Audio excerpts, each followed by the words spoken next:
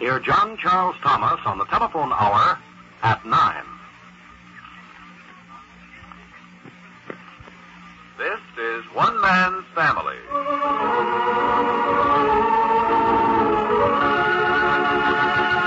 One Man's Family is dedicated to the mothers and fathers of the younger generation and to their bewildering offspring.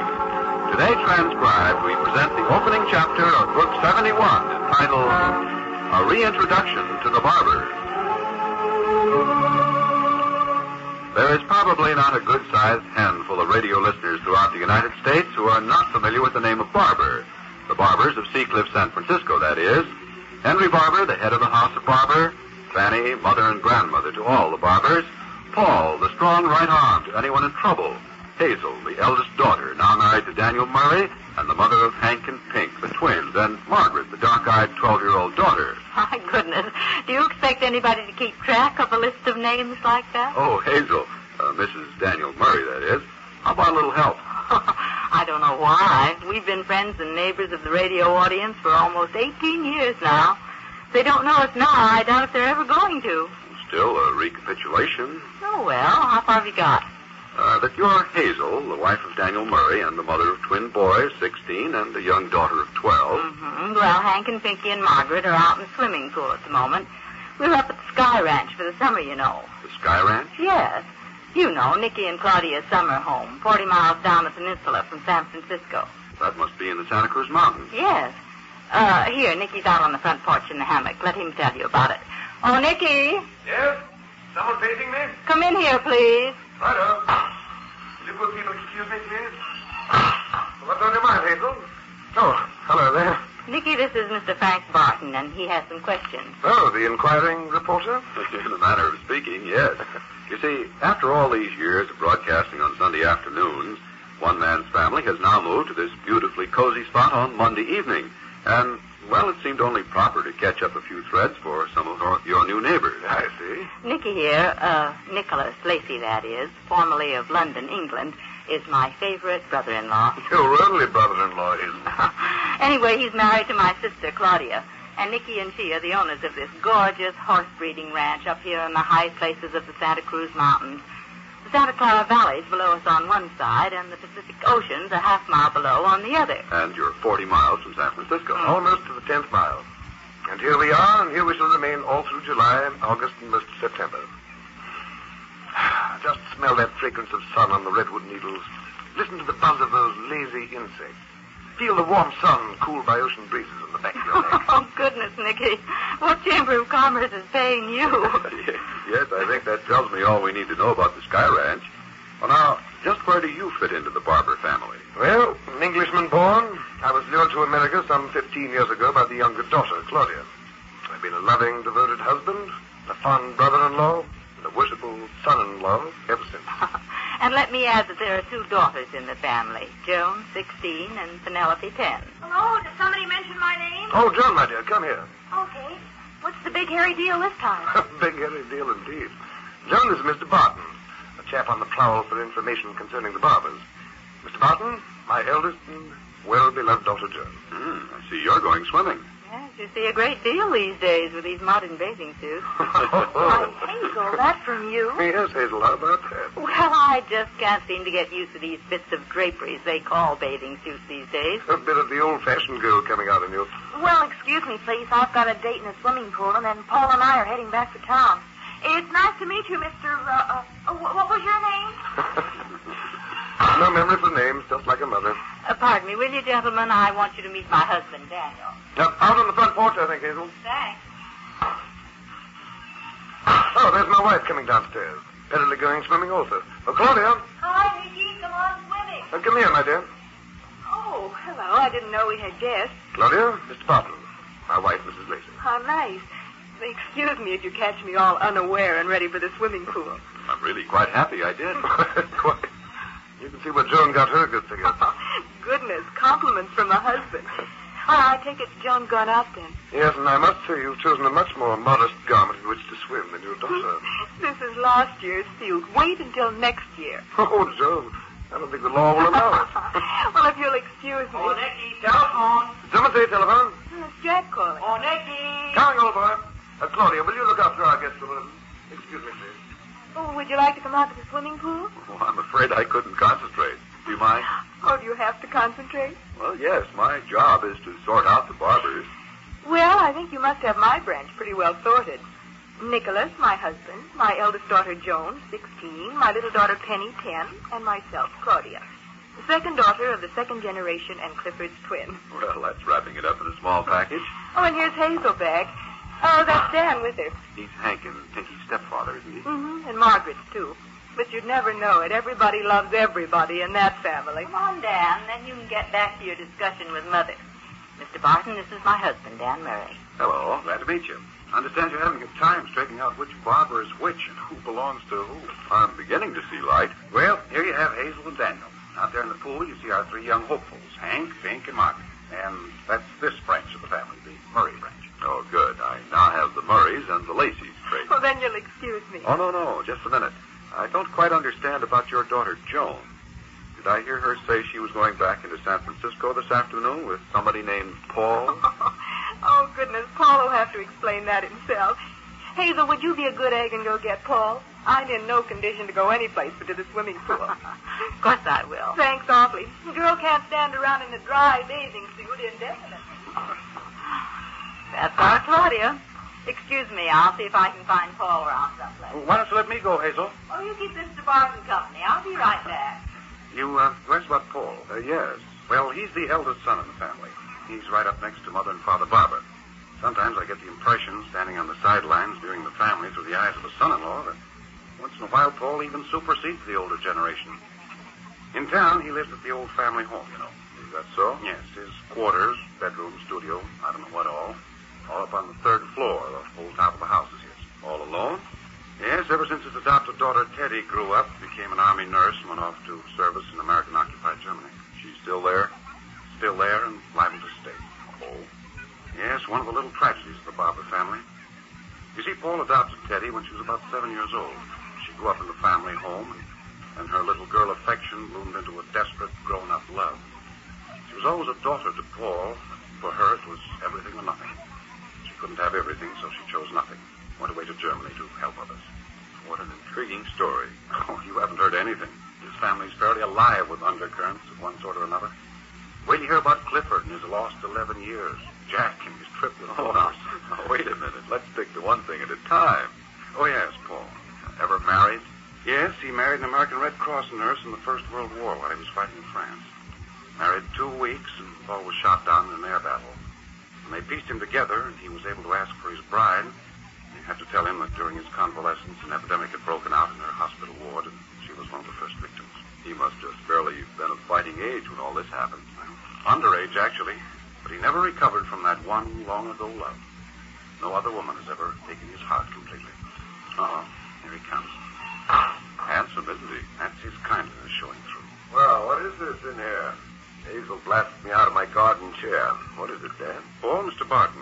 Mr. Barton, Paul Barbour. A visitor? He's here to segregate the Barbours into their various pigeonholes and recapitulate the highlights of their lives for the benefit of new neighbors on the airways.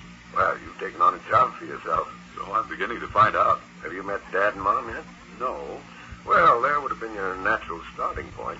From their loins have sprung all this vast, teeming mass of humanity which you see on every side cluttering up the landscape.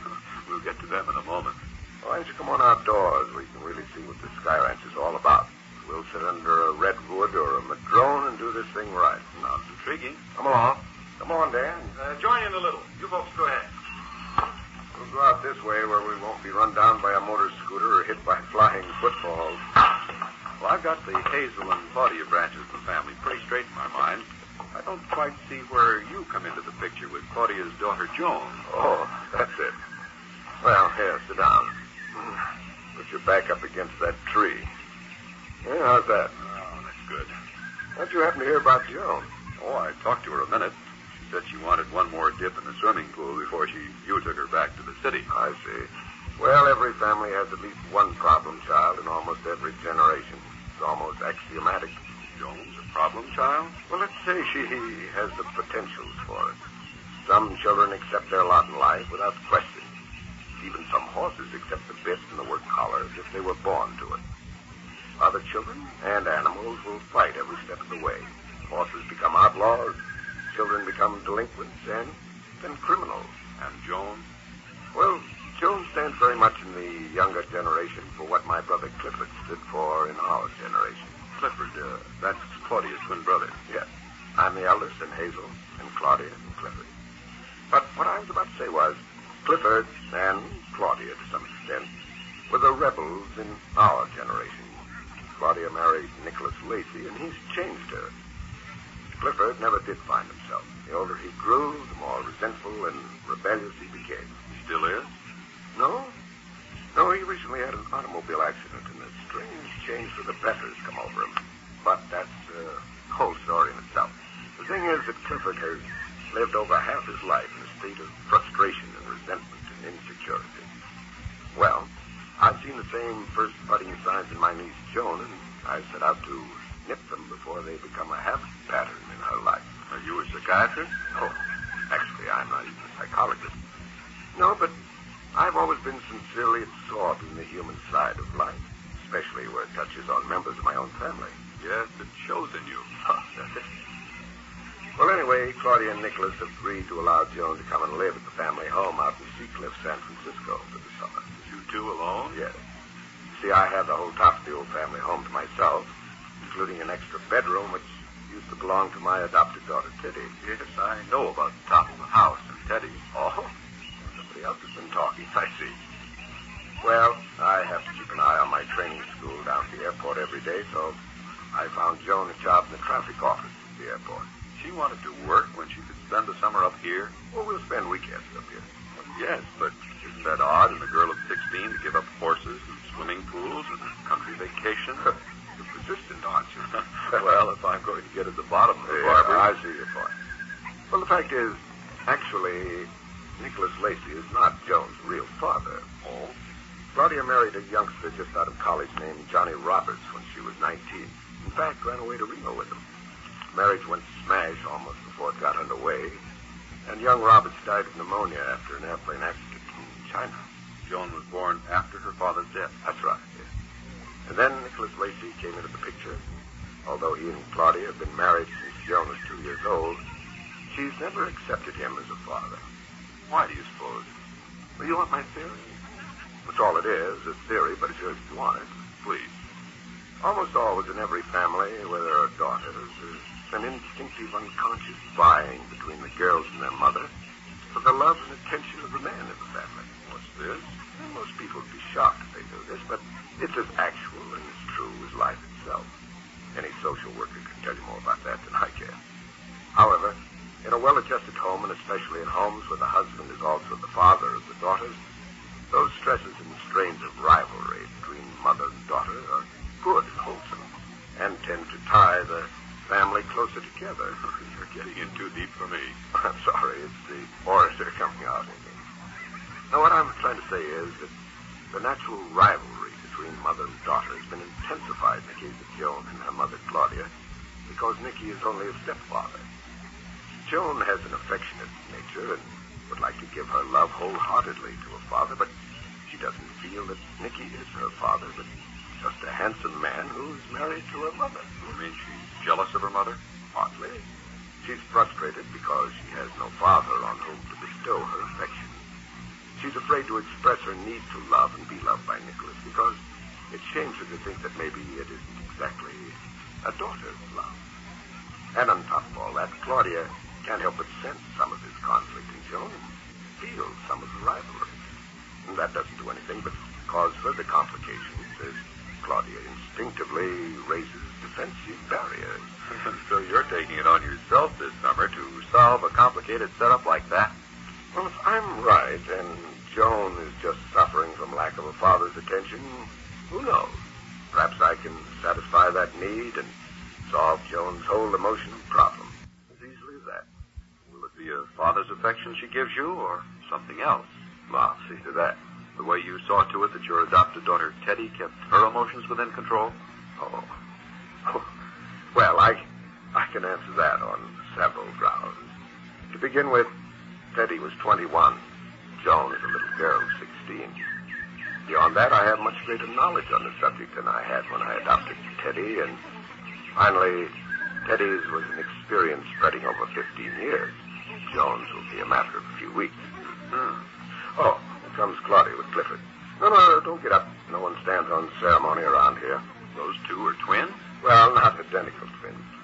I see you rounded up Cliff, Claudia. Yes, it didn't seem quite fair for you to monopolize the inquiring reporter completely. Mr. Barton, this is my twin, Clifford. No. Sit still. You look so comfortable. Oh, yes, please. Oh, Paul, while Mr. Barton's talking to Cliff, could you come and give Nicky and me a hand in the library?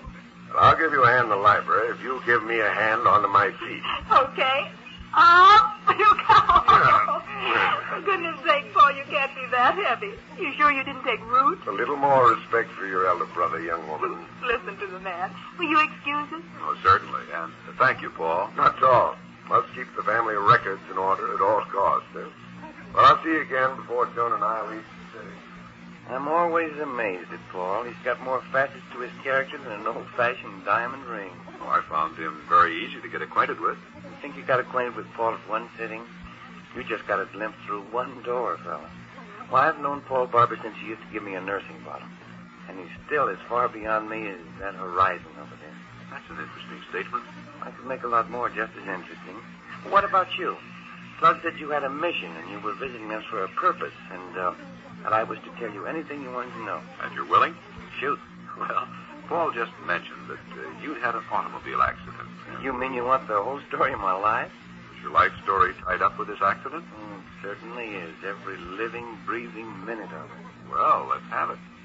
Well, it seems that when Claude and I were born twins, she was given a lot of fight, and I was given a lot of frustration. You know what I mean? We were children of a kind of mid-Victorian puritanical family, and we were getting our first taste of life right in the middle of a prohibition flapper rebellious younger generation era. Late 20s, early 30s. Yeah. Well, strict discipline at home and all kinds of license and freedom just outside the door kind of mixed us up. But we reacted differently. Claudia butted her head right square into it. She was either going to lick it or go down fighting. And ended up eloping to Reno. Oh, you know about that. Yeah, well, little Cliff, on the other hand, got confusider and confusider. And ended up by becoming completely hamstrung by frustration. On top of that, well, this is still kind of sensitive. This is about your wife, Anne. Yeah. Well, anyway, Anne, wait. She was the daughter of a music professor at the University of California. Didn't have a mother, and Anne was as unfamiliar with the world as a stuffy old music lover of a professor father could make her. Yes? She hated marriage from the very moment she found out what it was all about. Only lasted about 3 months, then she left me. Went back to her father's house across the bay in Berkeley. And it was on one of those trips back from trying to see her and failing that I smashed up on the Bay Bridge and woke up with a silver plate in my skull. That was when? February 1938. And after that? Well, the rest is only hearsay. What?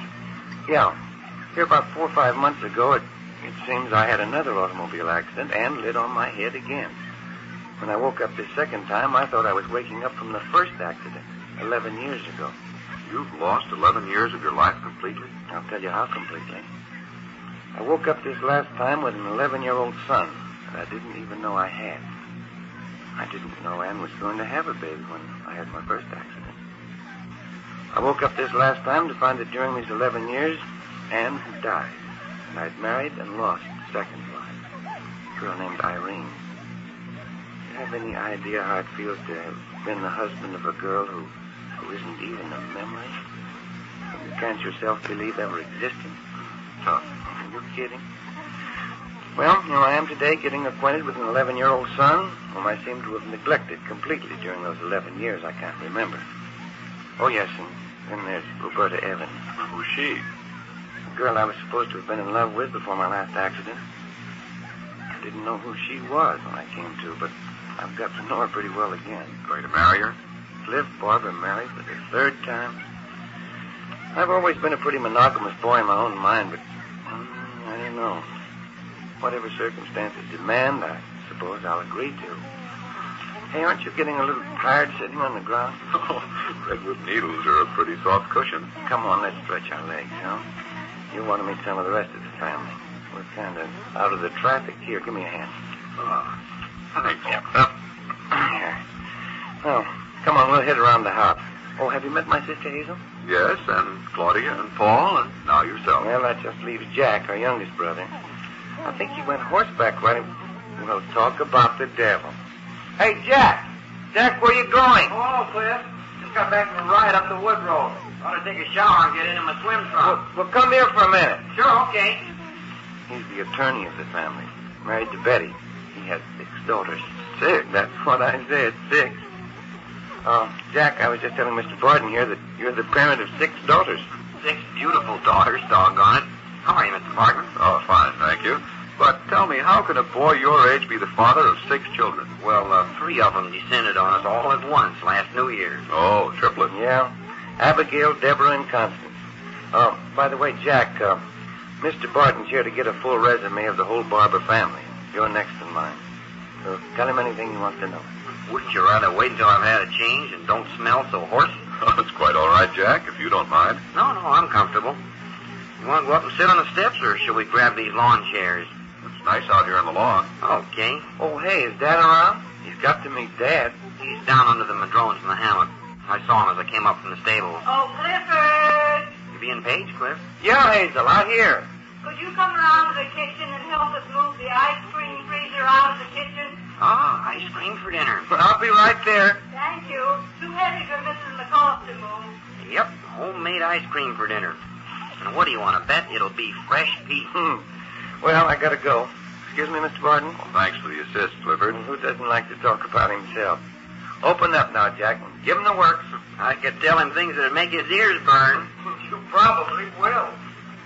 Here, sit down. Thanks. Well, what kind of stuff do you want to know? Your private life, of course. Well, for instance, like Betty and I have been sweethearts since we were in grammar school. Good start. And right from the start, we decided we wanted 6 children. All of them daughters. Oh, no kidding. Yeah, but we didn't expect to get 3 of them all in one mess. But now that they're here, what the heck? Anyway, Betty and I were secretly married during my last year in law school, and as a wedding present, Claudia gave us the house right next door to the family home. She owned the house? Yeah, Dad had given it to her as a wedding present when he finally made up with her after her elopement with Johnny Roberts. She and Johnny never lived in the house because they broke up before the house was finished. Oh, I see. Yeah. Well, then Cliff married Ann Waite, and they moved in. Claude was going to give the house to them, but they only lived together 3 months. That ended that. The house next door seems to be rather ill-fated. Not for us.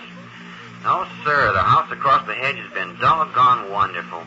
We moved in and have enjoyed every minute of it. We filled it full of children, and we'll probably live there, raise the girls there, and die there. Weren't you in the service during the war? Yeah. 4 years at Fort Sill in Oklahoma and in Korea. We don't talk about that. Well, how's the law business? Did you ever know any rising young attorney who knew where his next fee was coming from? Right now I'm with Judge Hunter's law firm in the city. Hey, I didn't tell you the names of my other 3 girls. Elizabeth Sharon Ann is 6, Janie almost 5, and Mary Lou 2. And the triplets, 6 months. Yeah. Well, that just about covers the basis for the Jack Barbers. How about walking down to the hammock and meeting the head of the family? Did you meet Mom? Well, no, the senior Mrs. Barbour isn't available for some reason, as I understand it. Oh, well, anyway, come on down and meet Dad.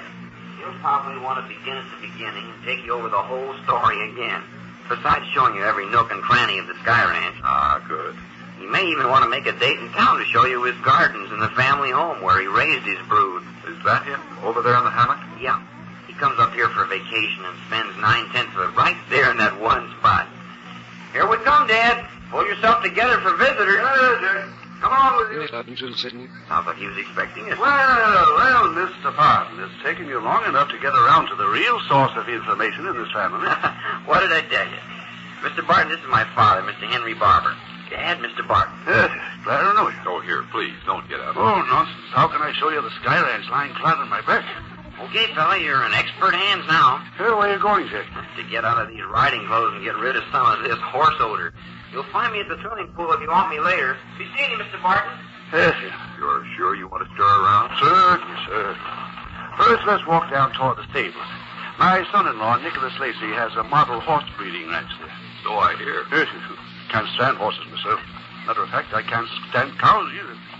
It's all because they take an instant distaste for me the minute they see me. Sparks of hatred shoot out of their eyes. Well, how can a man like an animal in the face of such viciousness? Are you saying all cows and horses look at you with hatred? My point exactly. Huh? You hear that? That's Sky Baby. Yes, middle-aged horse now, but when he was born, his mother died, and Nicholas very nearly lost the colt because it wouldn't eat. Finally, Claudia personally fed it from a bottle. Been her animal ever since. There he is out in the paddock. Oh, here he comes towards us. Keep back from the fence. There, get back. Get back. Go on, scat. Shoot. That's what I call a horse with spirit. Claudia's spoiled him until he isn't fit to live. Oh, he scares the daylights out of me. Well, here, have a look at the inside of the stable. Hello, what wonderful box stall. Nicholas just had the barn renovated this spring. Say, aren't those Palominos? I believe so. Nicholas is just beginning to breed them. Well, that should give you an idea of the stables. Oh, have you seen the swimming pool? Well, no, I haven't. There, go there. You know, when my wife and I got married, we were the last of our family. She was the only child of her generation of Martins, and I was the only child of my generation of Barbours. Is that so? Yes, so when Fanny Martin and Henry Barbour united in 1896, we started from scratch. And I mean that financially as well as family. Something to be proud of. I think so. Fanny and I had 5 children, Paul, Hazel, Clifford, Claudia, and Jack. We now have 13 grandchildren. Yes, I'm very well satisfied. You began life as a stockbroker, I believe. I did. First as a bank clerk, then an operator in a brokerage house already established, and finally my own business. Yes, the firm still carries my name down on Montgomery Street, and I retired 10 years ago. With a tidy fortune, I understand. Yes, you do. Oh, not near the fortune my daughter Claudia has, nor my son-in-law Nicholas. Oh? Nicholas brought his fortune from England years ago. Claudia's money came to her through her first marriage. Yes, in fact, the bulk of Claudia's money is actually held in trust for her daughter, Joan. Oh, that very pretty 16-year-old in the saucy bathing suit I met when I first came? Scandalous, isn't it? What's that? What they allow young girls to wear these days. By George, my mother would have fallen over in a dead faint if one of today's girls should walk before her in such a bathing suit. A dead faint. I don't doubt it. Well, here, we'll take these steps. Yes, they're still in. Well, I don't see any of the children. Well, they've probably gone off about their business. Oh, hi, Dad. Get Mr. Barton a swimsuit and let him have a swim. Want to swim? Oh, no, thank you. Come on, Barton. Water's fine. Thanks, just the same. Hey, Dad. Watch this for a diving board nifty. Watch this. Yes. I could do better when I was in diapers, Jack. No fair. My foot slipped. Hi, Grandfather. Hey, you sure you don't want to come in, Mr. Barton? Oh, yes. You're Joan, aren't you? See what I mean about bathing suits? What do you call that piece of string you're wearing, Joe? This is my bikini, Grandfather. You like it? I'll bring along my magnifying glass and examine it one of these days. Oh, how about a suit, Mr. Barton? Oh, no. Thanks just the same. Oh, here you are, Joan. Oh, hi, Paul. Better get into some clothes. We're heading for the city. Oh, sure, okay. Just one more dive into the pool. Here I come. Well, you got all your information on the Barbours? Yes, I think so. Pretty rounded out picture. Oh, there you are, Mr. Barton. You're going to stay for dinner, of course. Let me see. You're Hazel, Mrs. Daniel Murray. That's right. You are going to stay. Well, I thought I'd ride back into town with Paul here if he has room. Oh, of course. Oh, that's too bad. What's the matter? Isn't he going to stay? He says not. I'm Claudia, remember? Mrs. Nicholas Lacey. Oh, yes. I've got you all placed pretty definitely now, I think. Why, you couldn't possibly know all there is to know about the Barbours in this short time. Well, no, but I've got a good solid basis, and I'll pick up the rest of the threads of the story as I join you every Monday night from now on. You'll certainly be welcome. Hey, Dad, watch me this time. Watch this Jack Barbour diving board special. I suppose your foot slipped again? It's a jib. Who put Vaseline on the springboard? Oh, that's not Vaseline, Jack. Margaret spilled a jar of cold cream. That diving board's slick as glass. Well, that's the Barbour family for you. Tell you, after you've broken your neck.